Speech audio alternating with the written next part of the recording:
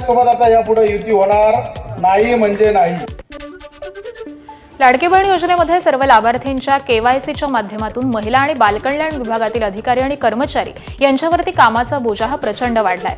त्यामुळे कामाच्या प्रचंड बोजामुळे वैतागलेल्या अधिकारी आणि कर्मचारी सामूहिक आंदोलन करणार आहेत। शासनाने महिला आणि बालकल्याण विभागावरती लादलेला लाडकी बहीण योजनेच्या कामाचा बोजा हा इतर विभागांकडेही हस्तांतरित करावा, विभागातील अधिकारी आणि कर्मचाऱ्यांच्या पदोन्नती आणि इतर रास्त मागण्यांसंदर्भामध्ये विचार करावा अशी मागणी या आंदोलनाच्या माध्यमातून करण्यात येते।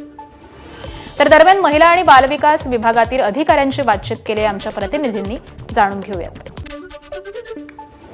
लाडकी बहीण योजना असेल किंवा इतर सर्व योजना ज्या असतील त्याच्या अंमलबजावणीमध्ये अनेक अडचणींना महिला व बालविकास विभागातील अधिकारी आणि कर्मचाऱ्यांना सामोरं जावं लागत आहे आणि त्यामुळे एक राज्यव्यापी आंदोलन जो आहे तो या विभागातील अधिकारी आणि कर्मचाऱ्यांनी सुरू केलेला आहे। सर, नेमकं काय नाराजी आहे?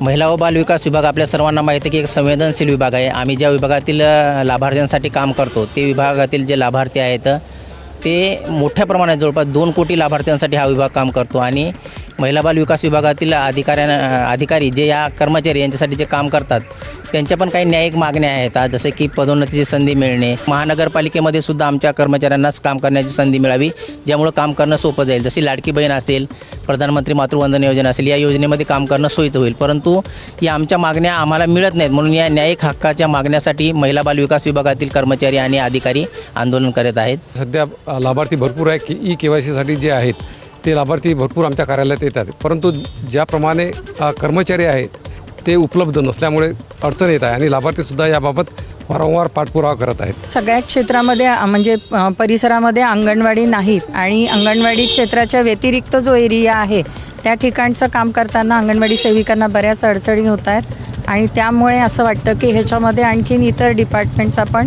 सहभाग असावा, जसा की सुरुवातीच्या काळामध्ये घेतला गेला तेव्हा आपण अगदी दिवसरात्र काम केलं ह्याच्यात।